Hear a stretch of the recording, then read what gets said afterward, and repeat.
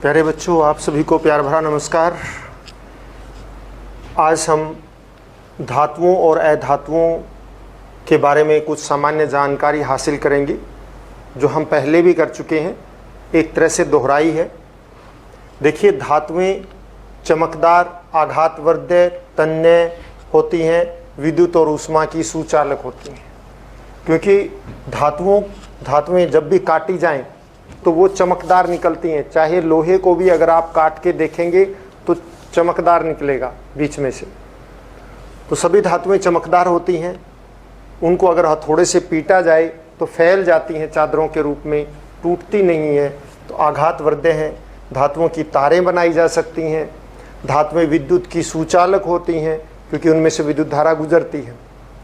आपको पता है, धातु अगर किसी हम विद्युत धारा उसमें से गुजारना चाहें तो उसमें से गुजरेगी, करंट मारती है। और ऊष्मा की भी सुचालक होती है, यानी गर्म हो जाती है। जबकि अधातुएं जो हैं वो चमकदार नहीं होती। अधिकतर अधातुएं कोई चमकदार नहीं होती। हथौड़े से पीटने पर वो फैलती नहीं है, बल्कि टूट जाती हैं। अधातुओं की तारें भी नहीं बनाई जा सकती। ग्रेफाइट को छोड़कर कोई भी अधातु जो है विद्युत की सुचालक नहीं है।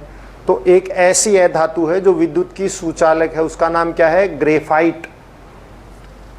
ऊष्मा की भी अधातुएं अच्छी चालक नहीं होती हैं, ज़्यादा गर्म नहीं होती।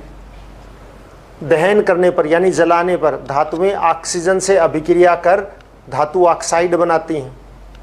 धातुएं ऑक्सीजन से अभिक्रिया करके क्या बनाती हैं? धातु ऑक्साइड। और जिनकी प्रकृति क्या होती है? क्षारीय होती है। इसी तरह अधातुएं भी जलकर ऑक्सीजन से अभिक्रिया करके अम्लीय ऑक्साइड बनाती हैं। धातुएं क्षारीय ऑक्साइड बनाती हैं और अधातुएं क्या बनाती हैं? अम्लीय ऑक्साइड बनाती हैं। कुछ धातुएं जो अधिक अभिक्रियाशील हों वो जल से अभिक्रिया करके, जो धातुएं अधिक अभिक्रियाशील हैं वो धातुएं जल से अभिक्रिया करके धातु हाइड्रोक्साइड बनाती हैं। क्या बनाती हैं बच्चों?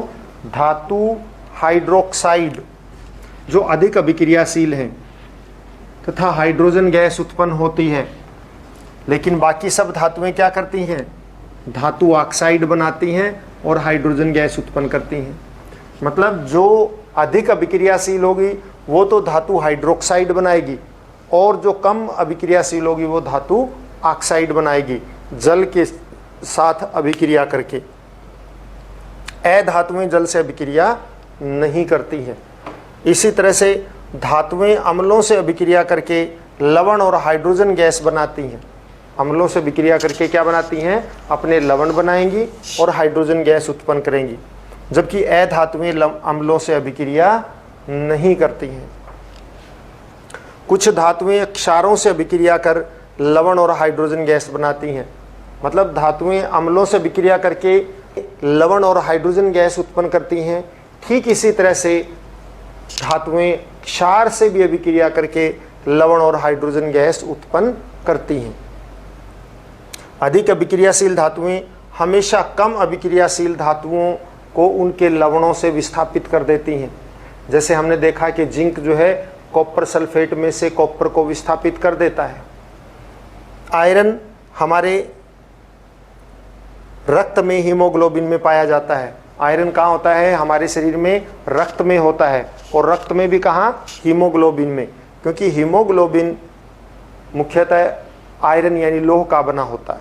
लोहे की आवश्यकता होती है, लोह की आवश्यकता होती है, आयरन की आवश्यकता होती है हीमोग्लोबिन को बनाने के लिए। तो हीमोग्लोबिन, रक्त में जो हीमोग्लोबिन है उसमें लोह उपस्थित होता है।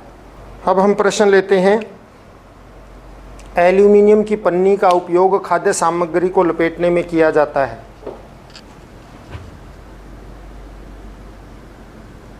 एल्यूमिनियम की पन्नी का उपयोग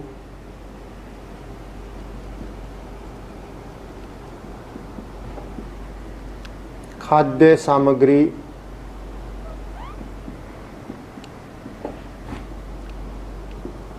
लपेटने में किया जाता है।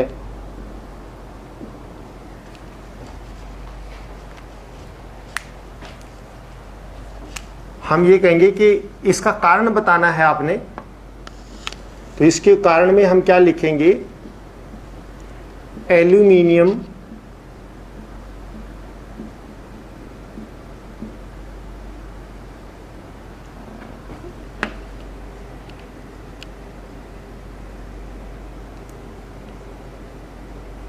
की पन्नी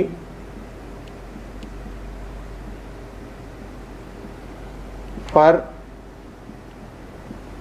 एल्यूमिनियम ऑक्साइड की परत होती है,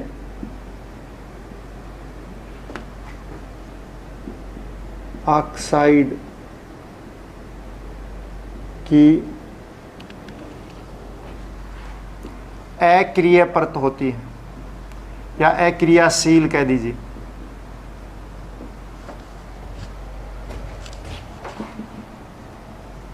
परत होती है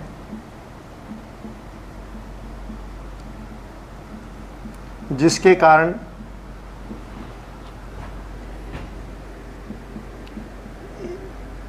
वह भोजन से अभिक्रिया नहीं करते, भोजन से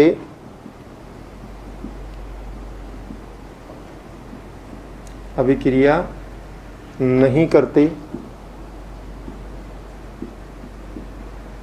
तथा भोजन सुरक्षित रहता है।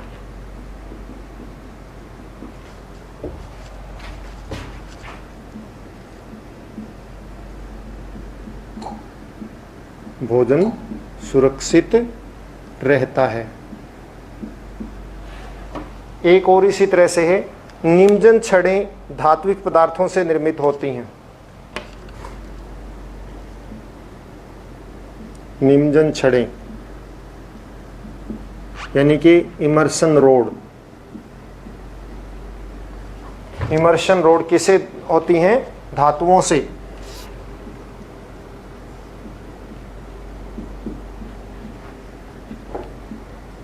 धातुओं से निर्मित होती हैं।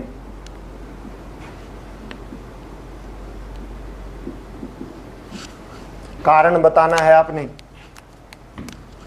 क्योंकि धातुएं विद्युत तथा ऊष्मा की अच्छी चालक होती हैं।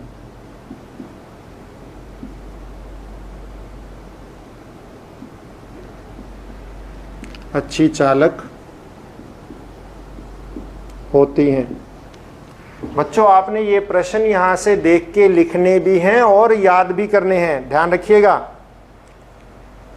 अगला प्रश्न है, कॉपर जिंक को उसके लवण से, उसके विलयन से विस्थापित नहीं कर सकता।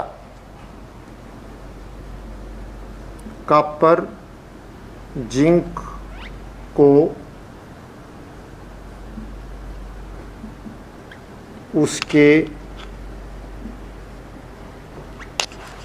कॉपर जो है जिंक को उसके विलयन से क्यों विस्थापित नहीं कर सकता? क्यों नहीं कर सकता भाई?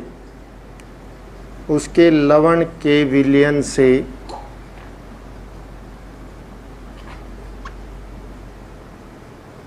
विस्थापित नहीं कर सकता। क्यों नहीं कर सकता? क्योंकि आपको पता है कॉपर जो है जिंक से कम अभिक्रियाशील है, यानी जिंक अधिक अभिक्रियाशील है। कॉपर जिंक से कम अभिक्रियाशील है,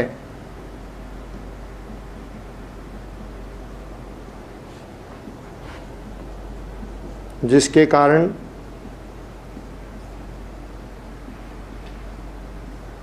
कॉपर जिंक को विस्थापित नहीं कर सकता। जिंक को उसके लवण के विलयन से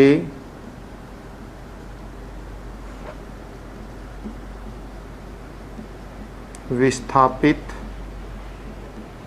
नहीं कर सकता। अगर बच्चों कॉपर का विलयन होता, लवण विलयन होता, तो जिंक उसको विस्थापित कर देता, क्योंकि जिंक ज़्यादा अभिक्रियाशील है और कॉपर कम अभिक्रियाशील है, इसलिए कॉपर जो है जिंक के लवण से जिंक को विस्थापित नहीं कर सकता। सोडियम और पोटेशियम को मिट्टी के तेल में रखा जाता है। अगला प्रश्न हम ये करते हैं,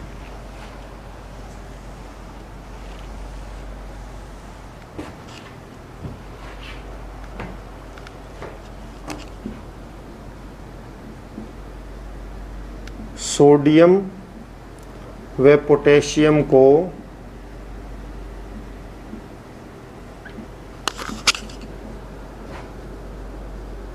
मिट्टी के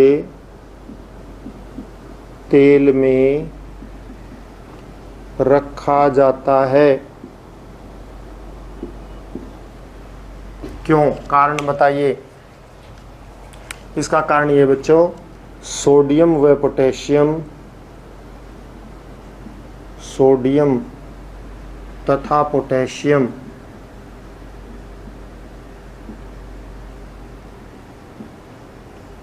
बहुत अभिक्रियाशील धातुएं हैं, बहुत अभिक्रियाशील धातुएं हैं।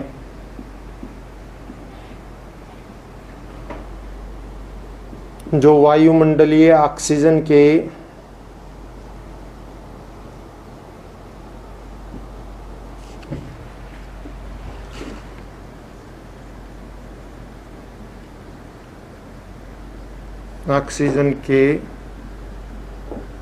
संपर्क में आने पर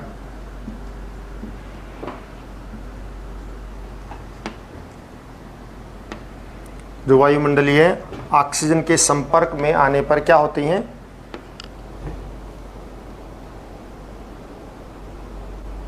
आग पकड़ लेती हैं।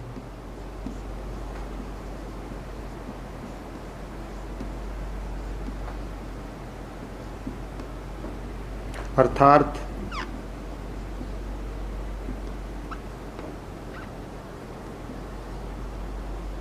अपने ऑक्साइड बनाती हैं।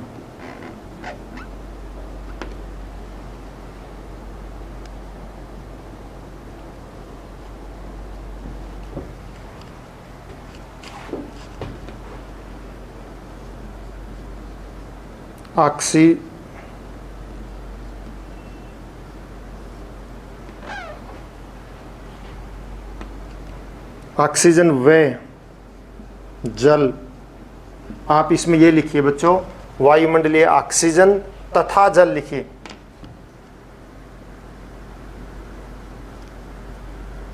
ऑक्सीजन तथा जल ऐसे लिखेंगे आप।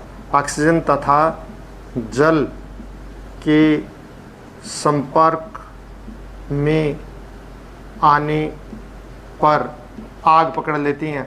अर्थात अपने इसको छोड़ दीजिए, बेशक से इतना ही कर लीजिए। अतः ऑक्सीजन व जल के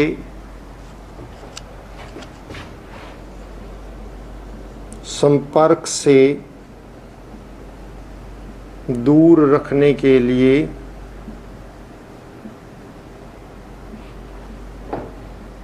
इन धातुओं को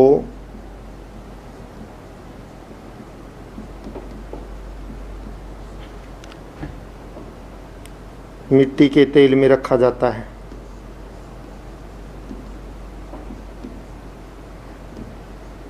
तेल में रखा जाता है। तो बच्चों आज के लिए इतना ही काफ़ी। आप इन प्रश्नों को अच्छी तरह से देखेंगे, नोटबुक में नोट करेंगे और फिर याद करेंगे। Have a nice day.